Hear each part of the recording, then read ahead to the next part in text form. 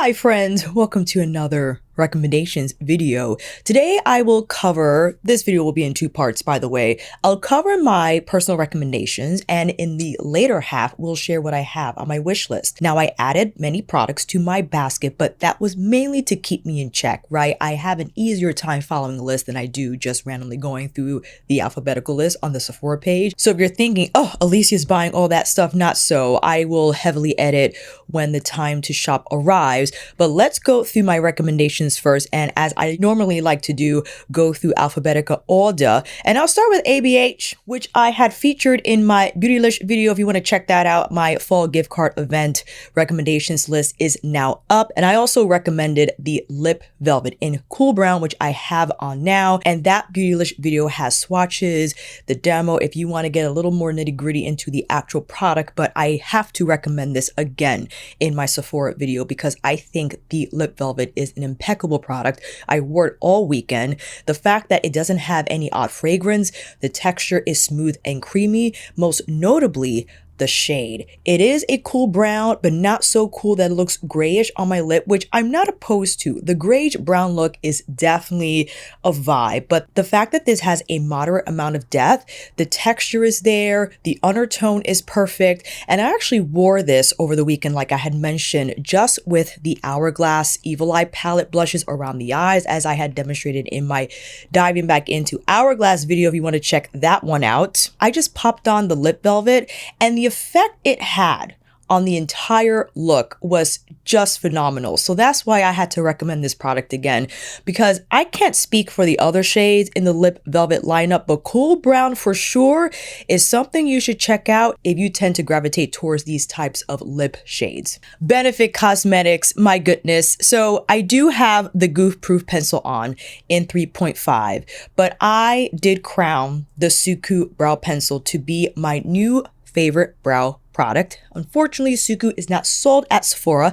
It's okay. I still think the Goof Proof pencil is an incredible eyebrow product. I've been using it for years, and although I like the Suku one better, that's not to dismiss how great of a product the Benefit Goof Proof Brow Pencil is, and still wanted to mention it in my recommendations because listen, if you can get your hands on Suku, if you don't want to deal with the shipping conditions and whatnot, the shipping costs, then definitely go for the Goof Proof or their Precisely My Brow, which is more similar to the Suku pencil. It's a micro pencil, smaller diameter, a lot more, as the name implies, precise in the brow product application.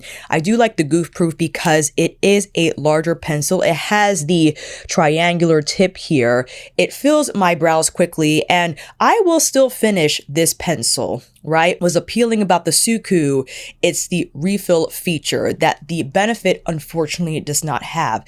Now down the road, if Benefit decides to completely reconstruct their pencils to have refills and not the buyer purchase another new pencil when this one is done, then I might reconsider my decision. So I just wanted to put it out there. Danessa Myricks. I'm happy to say that the products that I am recommending now, I have videos for. So if you're disappointed that I'm not including in-depth swatches and demos in this recommendations videos because they've already been done.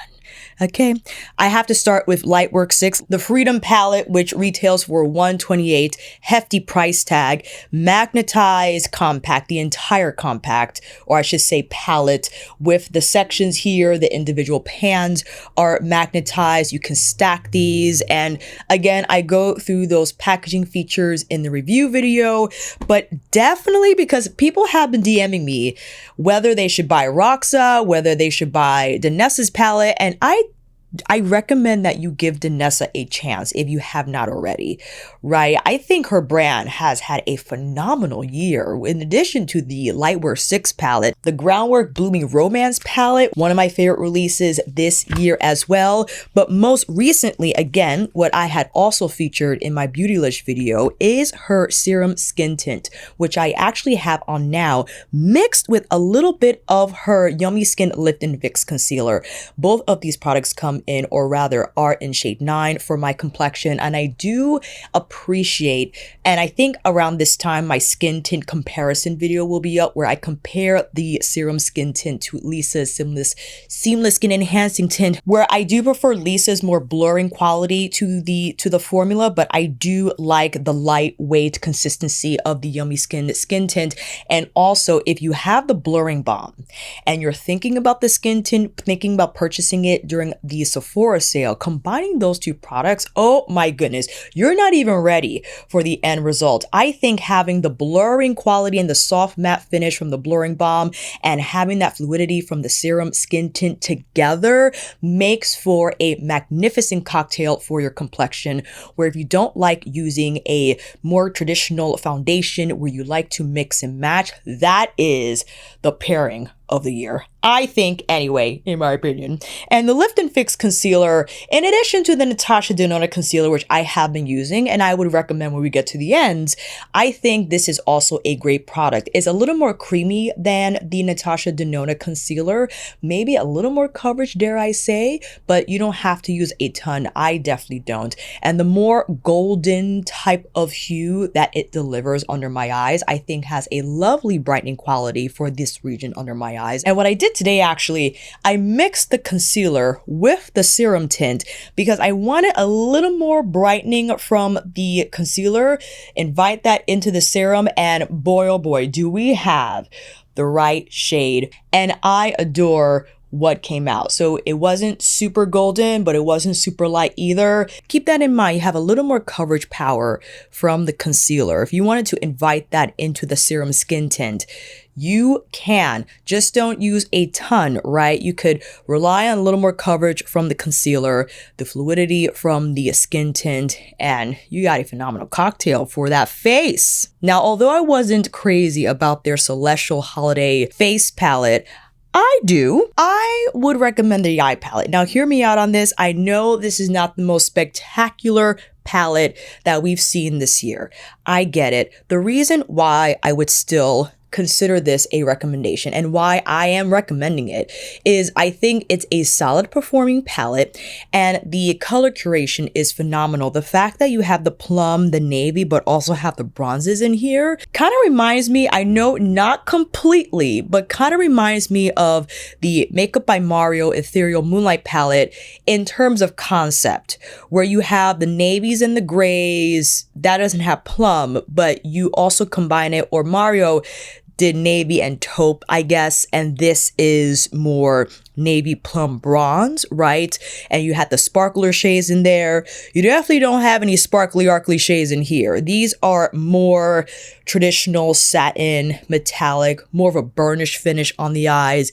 You're not going to get the twinkle like you would get from the Ethereal Eyes palette, from a Natasha Denona palette. Despite that, however, if you prefer more of a low-key finish to the eyes, if you just like the colors in here, and if you are eligible for the 20% off, then maybe something to consider, right? Because the Dior Backstage line, although not as high priced as their main luxury beauty line, 20% off, I think, has more of a significance for a product like the Backstage Eye palette than something like Makeup Forever or Urban Decay, the more mid-tier makeup brands. So that's just something I wanted to mention. Yes, it is not the bestest palette I have in my collection, and compared to what I just presented, Lightwork 6, nowhere near the caliber of those eyeshadows, but I still like it.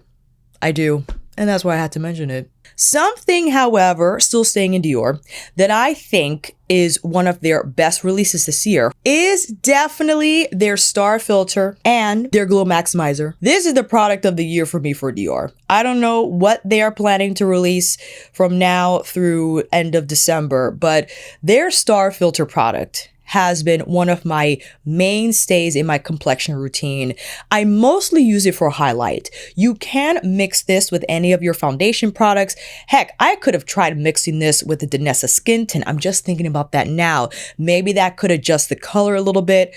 I'll get back on camera with that demonstration. But for now, just the the subtlety of the glow. It's not overly metallic. It's just right. I actually applied it here today on my cheekbones on top of the Forever Glow Maximizer in Peach. I also have it in the Rose shade, and I was this close to the last Sephora sales event that we had to get the bronze color. I might get it this sale around, but I'm holding back because I haven't been using the Glow Maximizers extensively. I have been using the Star Filter more, but again, with the 20% off a product like the Star Filter, which is more on the higher end price ticket, I think worth considering if you find yourself using these types of products. Now, in my most recent Hourglass video that I filmed, I mentioned I'm going more minimalist with my foundation routine, relying more on tint rather than foundation if I just wanted a light makeup day, so to speak. Something like the filter offers a blurring effect because of the pearl reflectivity. It's kind of like Hourglass powders, but in liquid form, in my opinion. That the Hourglass powders, the sheen that those powders possess, has a natural blurring reflective effect on the skin because of the pearl content in there. This virtually is the same, except it comes in liquid form, maybe a little more shine because it is a liquid and naturally will deliver more of like that glow effect when applied on the skin. But this is a mainstay, as I said before, something you can actually apply solo all over your face.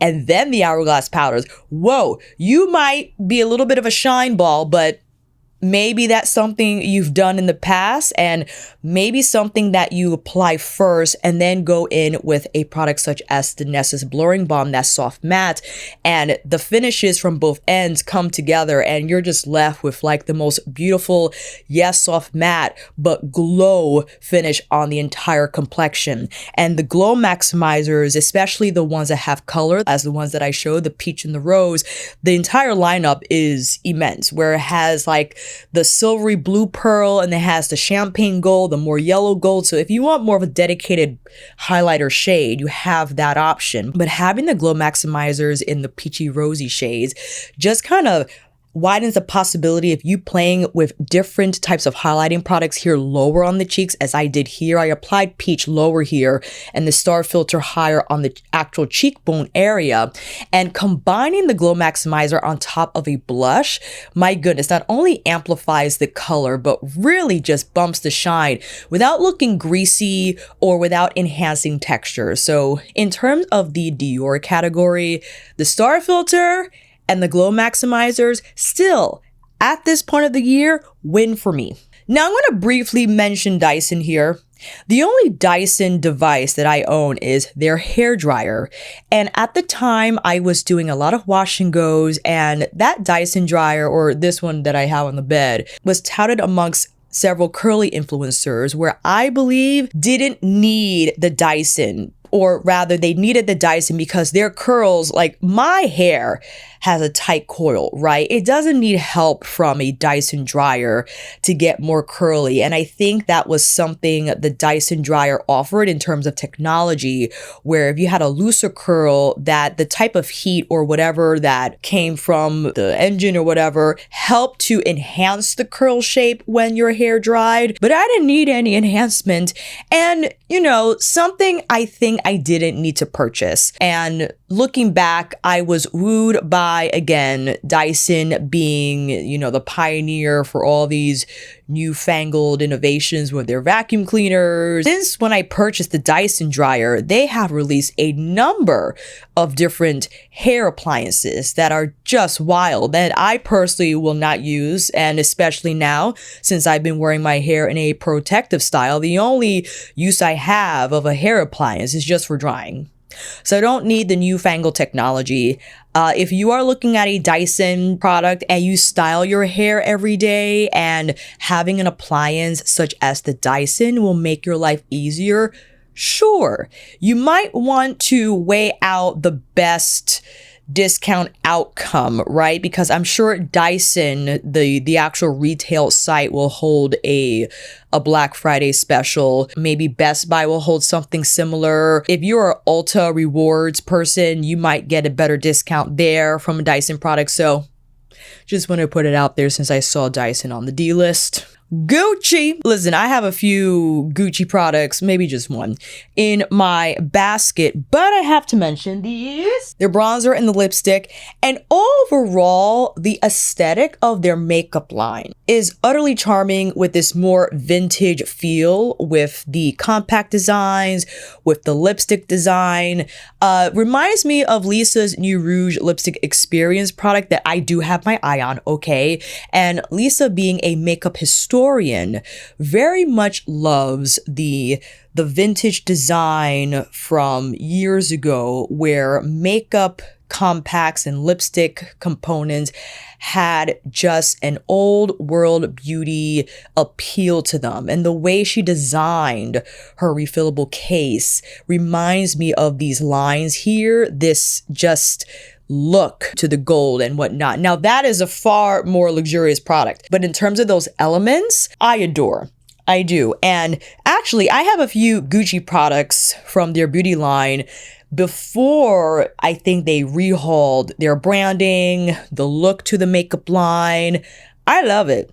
I do. And when it comes to the bronzers, I think Gucci bronzers are one of the best out there.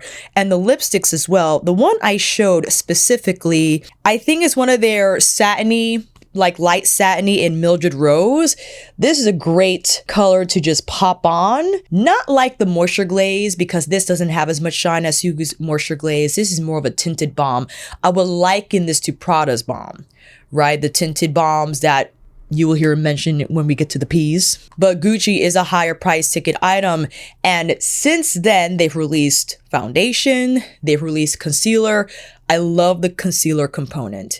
If it wasn't because I already had Natasha concealers, now Danessa concealer, I would put it in the basket just to play with the notion. But I also have their highlighter where we get to the wish list portion of this video. That highlighter is definitely on my radar. Hourglass, my goodness. Listen, I got 2 videos on these freaking holiday palettes. Please check them out. But in short, I think this is one of Hourglass's best years for their holiday release. The fact that they've pushed the needle on deeper bronzer and blush shades is remarkable. And the fact that they have new shades. Yes, they always have new shades in all their holiday releases, but this year they showcase 5 new shades in each compact and just having 1 existing shade for each. And I think that makes it a lot more appealing, especially for those who own a ton of Hourglass palettes. We don't want all the repeats, but we might get seduced by the packaging and whatnot. The fact that Hourglass included 5 new shades, not only of their finishing powders, but their bronzers, their highlighters, their blushes.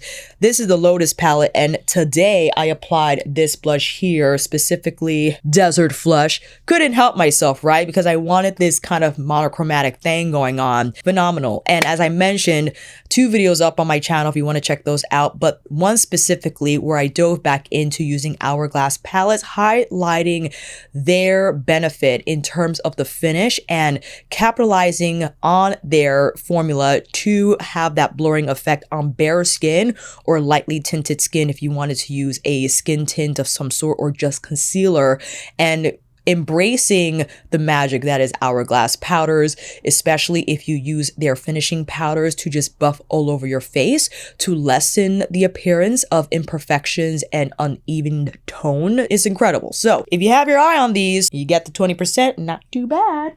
Makeup by Mario.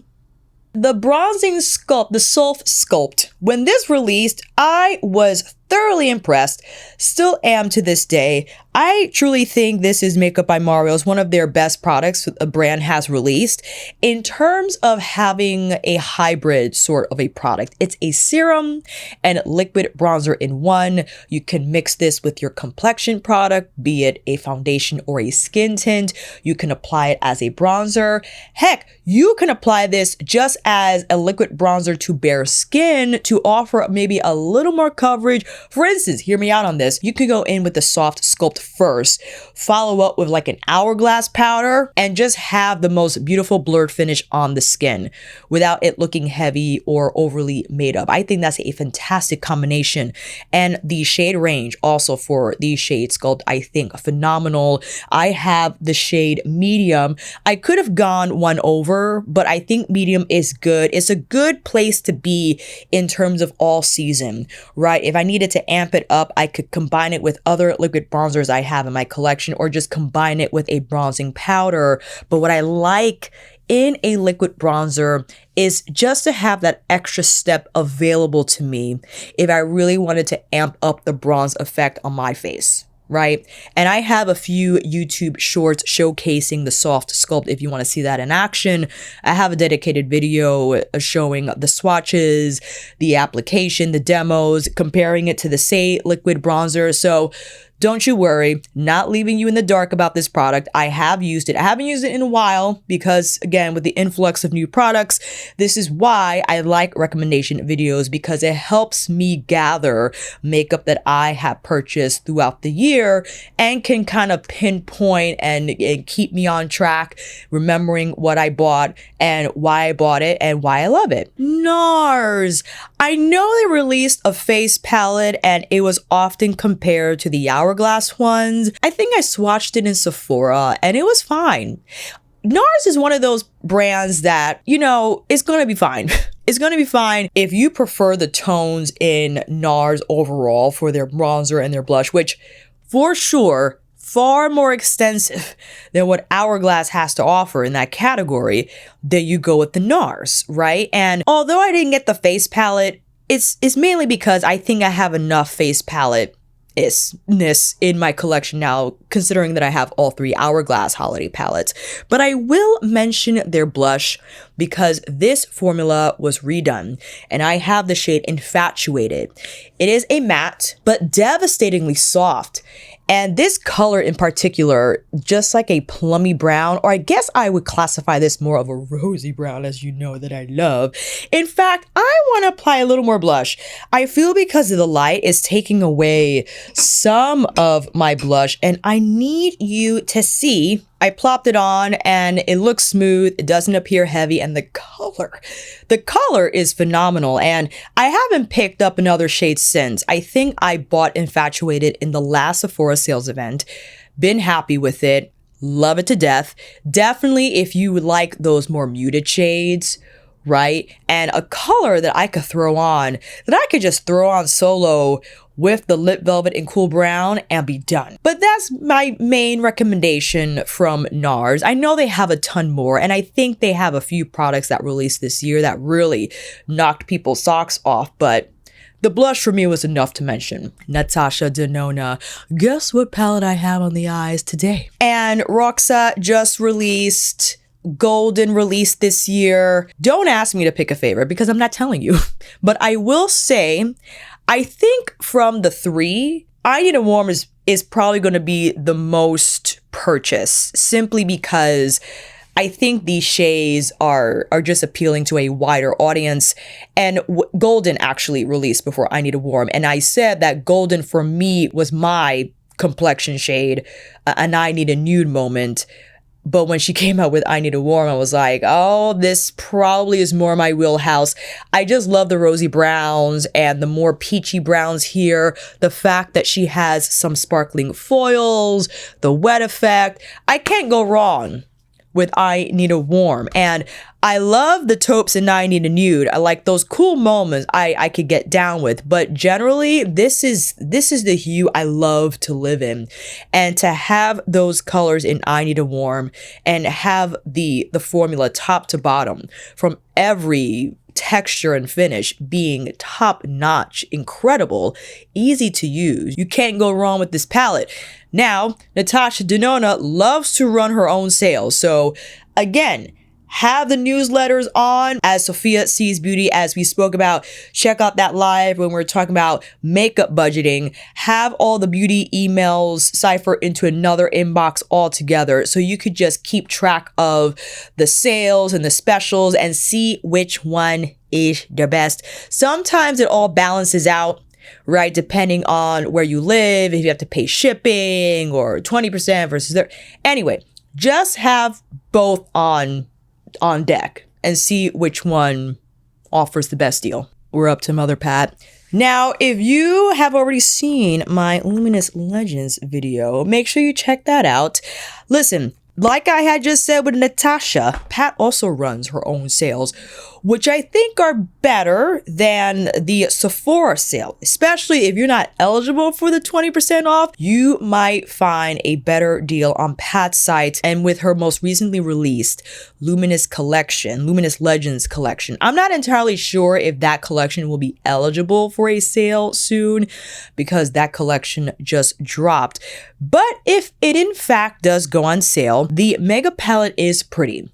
I think you should use the discount on a mothership if you don't have a mothership currently, right? Because I think that is the pinnacle of Pat McGrath Labs. One of her mothership palettes, if you know you love luxury, if you know you love over the top, is only 10 shadows as opposed to the 15 housed here in Luminous Legends. But the mothership has more finishes. It has the Blitz finishes, the VR finishes, in addition to the more traditionally formulated mattes and metallics in there. This, you have the mattes, which I think are phenomenal, is a slightly different formula than what exists in her mothership palette. And the metallics are creamy, they're ultra shiny. It's a lot of fun. It has a little bit of everything in terms of color, in terms of formula. It's a solid palette. I wouldn't award it Best Palette of the Year, nor would I put it in contention with the other releases from this year. But if you don't have a lot of Pat McGrath eyeshadows, if you don't have any of her previous holiday releases, and this is somewhat appealing to you, if you know you're going to use it to its full extent, then I would consider it. That's all. I wanted to quickly mention Pattern by Tracee Ellis Ross because I did mention and I have purchased the Palo Santo Curl Mousse in the last sale event. I will not repurchase it because I do feel that the Mousse Def from the Dew, I much prefer that mousse for my hair. It has better hold, it has better shine. The Pattern Mousse is good, but I will place it second. And the Mousse Def is cheaper, even, well, maybe it comes around a similar total after you knock off the 20% from the Pattern Mousse. But I want to try to find the Mousse Def with a discount as well, because sometimes CVS might run a little special here and there. And if I could get Mousse Def with a little bit of a discount, then I'm winning against the discounted Pattern. You know what I'm saying? Prada Beauty. Definitely, if you are shopping for Prada, gotta mention a few products here. My most recent addition to my Prada Beauty collection is the Reset Rebalancing Setting Powder, what I have here under the eyes today. It is one of the most just unique products I think I have ever tried. And I have a full video reviewing this powder, swatches, different demos, different combinations of things. Unfortunately, because it is a luxury beauty brand, it does have the fragrance. It doesn't bother me too much. I might not be using this extensively over the spring, okay? I'm just predicting how my allergies would react to this scent, and probably not well. However, if we take out the scent out of the conversation, the texture of this powder is it's just like unlike anything I've ever tried. It's almost like a balm. It feels like a creamy balm upon touch, but it applies, as you saw, as a powder, and the mint green hue represents the Prada Beauty color, the brand color, and it's meant to rebalance any redness, any discoloration under the eye, so it is purposeful.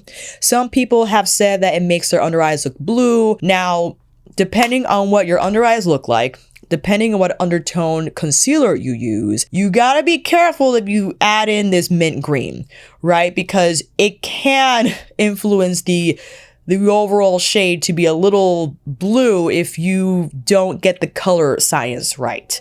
Okay, that's just something to put out there. And of course, if you dab this on with a damp sponge or a dense small brush, you might pick up a little bit of that green. I think this powder is meant to be applied lightly.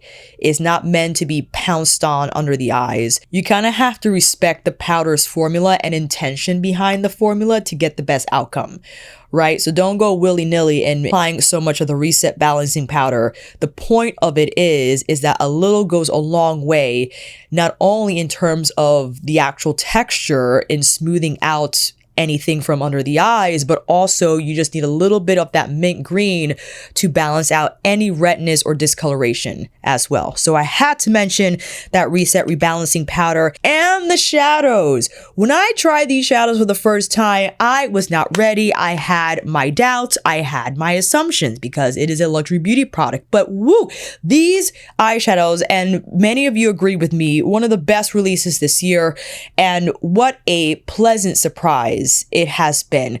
I have not purchased any, well, that's not true. I forgot when it was. I did buy Portrait, the refill, a few months ago at Nordstrom because they had it. It was a miracle because that freaking refill was sold out everywhere. I have the one with the mint green. I have the red one. I don't know if I'll pick up another one for this sale. I'm thinking about it. It's hard to figure out which one I want, but man, it's Prada Beauty shadows. Again, I've gushed over this in other Prada Beauty videos. You can see me gush over there if you'd like. Lastly, the bombs, the tinted bombs specifically. This is in Noisette, one of my favorite one and done balm, My Lips But Better colors. And yes, it does have fragrance. You might feel like you're chomping on flowers. It could be different for everyone. Just wanted to put it out there. I forgot what I read in one of my Prada Beauty comments, that the Universal Balm is more flowery than the tinted balms. I can't recall, but let me know down below. And their soft matte color in Caramel and Sedona. Again, I have that video up with the swatches and the demos if you want to check out those shades side by side and whatnot.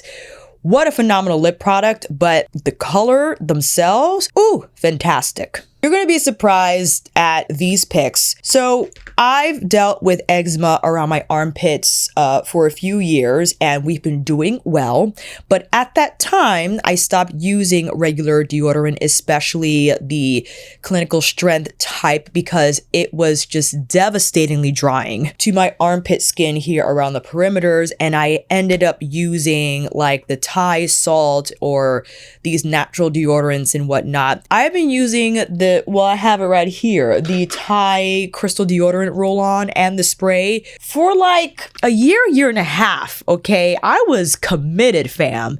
But there arrived a time where I was like, maybe I want to try natural, or when I say natural, on the market, known for aluminum-free deodorants again, because it just seems that anytime I try one of them aluminum-free deodorants, the minute that my sweat starts to emerge and combines with the deodorant, the scent that emits is like onions, and I don't know why. It has been consistent, and that's why I just stopped. I'm like, you know what? I'm not meant for fragranced, natural, aluminum-free deodorants. It's just not for me. But then I ran into Salt and Stone, and what was appealing about their fragrance profiles is that it wasn't your typical, rose, coconut. We're looking at Santal and Vetiver. I have the Santal, not only the deodorant, but I also have the body mist. And I've explained numerous times how I can't wear perfume. It's just too much for me. But I could do the body mist. And the reason why I bought this is because sometimes, yes, I want to smell good for myself. It's a nice little step after the shower, for sure. And this body mist contains skin conditioning ingredients, but you will have to spray a lot, I think, to experience those properties, if you will. I just kind of spritz it lightly, okay? Lightly. Here around my neck, maybe around my torso. And the Salt and Stone deodorant, it's pretty good. When I get sweaty under there, fortunately, the scent that emerges is not that of onions, but like baby powder. So when you first apply the deodorant, which I can show you quickly, it's a solid, but pretty smooth, right? Pretty smooth on the application. You might have to warm it up a little bit. When you first apply it, it smells wonderful. I think the Santal is the best. It's my favorite. I think they have like 5 different scents, and recently they added a saffron something that I don't think is available on Sephora, but on the actual Salt and Stone retail website. I was taken aback by how much I love this, and I've been using it for a few weeks. I wanted to wait for an entire month so I could really embrace the experience of it and report back with a substantial review, but I thought I'd mention it now because I feel I've been using it enough to share something about it that I think would probably influence your decision if you also had a Salt and Stone product on your radar. Sometimes, however, it could tip over the onion spectrum a little bit, and that's where I think it's best to just reapply. All right, it says 24-hour protection. Sure, if you're not sweating at all, you know, if you don't have to reapply during ideal circumstances. But if you're like me, who sweats under here, don't mind sweating. We're just trying to combat the stink, especially during training, after training. But there were times where I felt like I lifted my arms, and although the salt stuff kind of took care of it right then and there, I felt I needed something a little more punchy. So I'm trying it, right? Now here's the thing. Because it is fragrance, it will have linalool and all those other ingredients that might not be great for sensitive skin. That is a risk I am taking. And I just wanted to make that disclaimer because if you're like me who suffered from eczema, who still does, who is just crazily sensitive to fragrance, then Salt and Stone is not going to be for you. But if you are okay with fragrance and you want to try an aluminum-free deodorant, then I think Salt and Stone is worth your try, especially if you could get it on a discount. YSL, the bronzer specifically. And yes, I did see they are releasing blushes next year. I am a sucker for blushes, but let's get back to the bronzer. I was pleasantly surprised when I tried this formula. It's lightweight, it's silky, it's buildable, but notably, I think, is the undertone. And this is in 4 sandalwood, something sandalwood. It's phenomenal. I mean, the tone of it is perfect. It doesn't appear orange. It doesn't appeal dull neutral either. It truly livens up my complexion in a way that allows the shade itself to pair well with other blush tones, highlighters, the glow maximizers from Dior, the Hourglass powders, which, by the way, and I'll mention it here, that when speaking about Hourglass, the Hourglass liquid blush is something I would consider buying during the sale if it has been on your radar. Ooh, and I forgot. I should have combined the Hourglass liquid blush with the palettes. I'll do that next time. But back to YSL, my goodness, for a powder bronzer, I was blown away. I was blown away. The blendability, the smooth texture, just the even application, it hits all the marks. And it doesn't have fragrance, thank goodness. Because I have been wooed by this bronzer, it is why I have that blush on my radar and why I have one of their eyeshadow quads in the basket. And with that said, Alicia's wishlist. Now don't judge me, okay? We first got the Gucci Glow Powder Gel Highlighter. I almost got the lilac one or placed the lilac one in basket, but when I swatched it in store, I thought it was a little too cool leaning for me, which, I mean, the point of the shade. So I have 01 Sunrise Gold in my basket. When I did swatch it in store, it was giving more of like a balm texture and crazily shiny.